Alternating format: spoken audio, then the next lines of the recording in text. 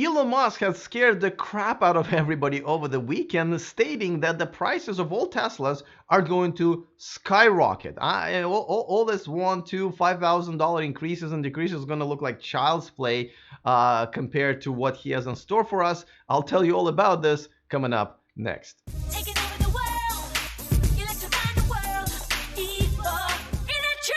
Welcome to E4Electric, your number one source of unbiased electric car news. Go ahead and click on that subscribe button and the bell notification icon so you don't miss anything moving forward. All right, you think I'm joking. I thought he was joking as well, but over the weekend he was having some of his Twitter conversations back and forth, and then this tweet came because Disruption Research, I've never heard of them, but they basically tweeted out as a response to him talking about the full self-driving technology. They basically said, do consumers have limited time to buy a Tesla car since prices would have to go up severalfold to balance supply and demand once you solve full self-driving? And then Elon just replies, yeah. So, and everybody freaks out because what do you mean prices will go up severalfold? Like that's so the Model 3 is not going to be $35,000. It's going to start at $100,000. Model S is going to go to half. I mean, we're talking. I mean, so this kind of blew everyone's mind. Now, as the news circulated around the electric car community and a lot of people started covering it, he came back realizing that he probably should correct the statement, but he didn't really exactly correct it. He just kind of limited, and then he said, to be clear, everybody calm down, consumers will still be able to buy a Tesla, but the clearing price will rise significantly as a fully autonomous car that can function as a robotaxi is several times more valuable than a non-autonomous car. Now, I know he was already basically talked about robotaxis and how they're going to be able to make Teslas what do they call it? I forgot the word. Instead of the decreasing value of the car, it's going to increase the value of the car. Now it's gonna drive me crazy. The appreciating assets. There you go. Appreciating assets. That's what he called it. And yes, he did put up some numbers, and we're gonna take a look at it in just 1 second. But is this really realistic? Because essentially what he's saying is that Tesla is going to be moving into two directions. One, selling cars to businesses only and not so much to consumers. I mean, consumers can buy semi-trucks, right? But really, it's business to business. And then Tesla is just going to be kind of fully going into the Uber mode and creating and providing the ride-sharing services with their own fleets and the fleets they have of the customers that will sign up for their service. And they're really not that interested in selling us cars that we can actually drive. Now, there's some truth to it, but let's just figure out how much truth there is to it and how much we should take this seriously, because I mean, this is a major thing. So before we talk about that, of course, a quick reminder that this video and this channel is sponsored by Byton. Check out their M-Byte, the all-electric SUV coming to Europe and here in the United States at the end of next year, starting at only $45,000. That's before incentives.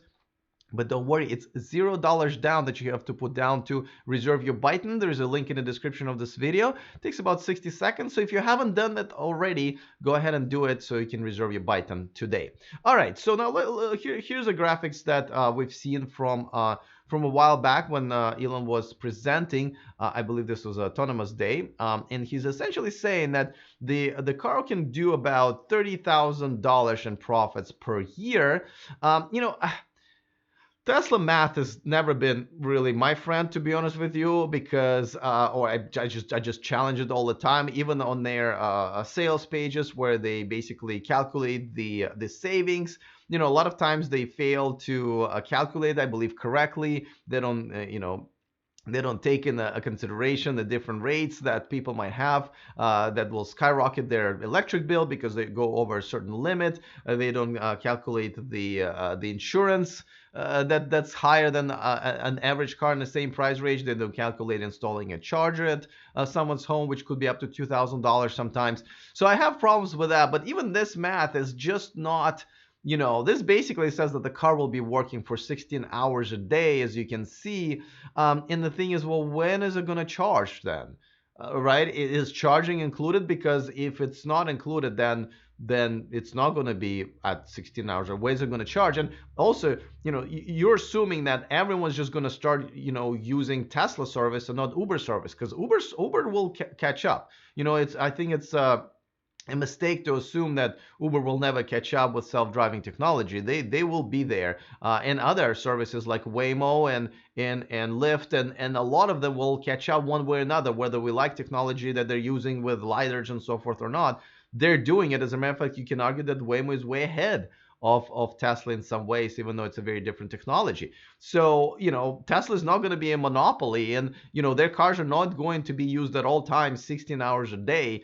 So I think that's one calculation that I think is wrong. Secondly, I think very few people would want their cars to be used for car sharing, because a lot of us want our stuff to just be ours. For example, most of us, I'd say pretty much everybody who's watching this channel, has a home or lives in an apartment, but yet very small fraction of us, definitely excluding me, then when we leave for a weekend, we put our house or apartment up for an Airbnb, or if we have a spare room, we put it up for Airbnb. No, we don't, because we want our stuff to be our stuff. We don't want people sleeping in our beds. We don't want people using our toilets. So it's, our kitchens, and just be in our stuff. So I think that's how people are going to feel about their cars. So we'll continue feeling about their cars.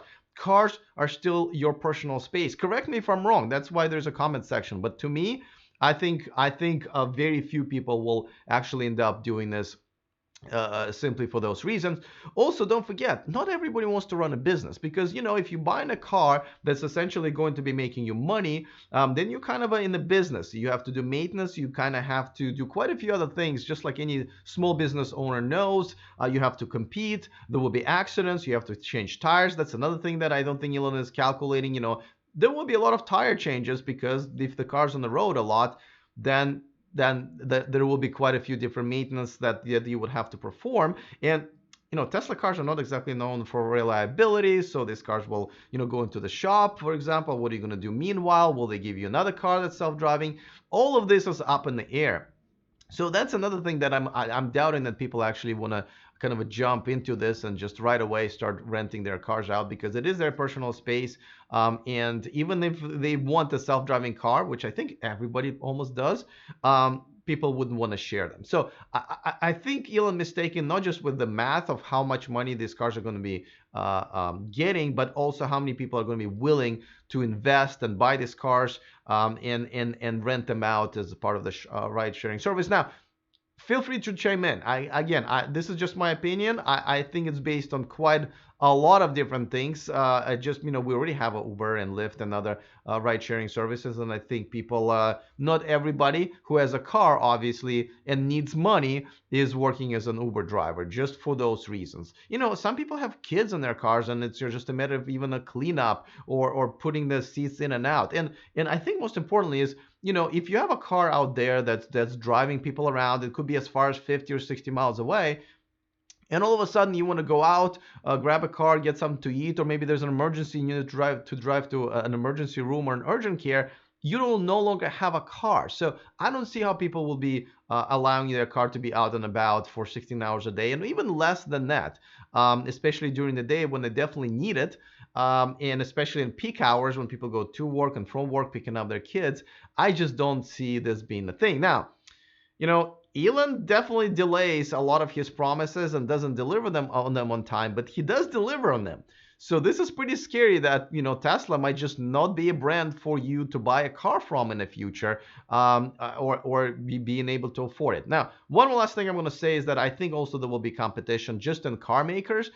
They will also make cars for us, and I think targeting people, selling people their own self-driving car for much cheaper than Tesla's selling, will essentially tell me like, well, I'd rather buy myself a car that I don't have to worry about making money, getting into business. It's going to be much cheaper. It will drive me around. It is going to be in my driveway, but at the same time, for example, what's going to happen in the future, that this car might actually act like as a storage battery for your house, so you can get lower in electricity rates. And there are many other ways how you can use the car that's going to get more and more high tech, while it's still sitting in your garage. So now I hope Elon is wrong, just for all of our sake, because I don't want Teslas to be out of reach for most of us. But I think he is. So let me know in the comment section what you think. While you're at it, don't forget to get on our VIP list, which is another thing that you can find that is free in our description. in the description of this video, or you can go to e4electric.com/VIP. We send out bonus stories every Saturday. All right, looking forward to your comments. Other than that, see you next time, and remember to stay charged.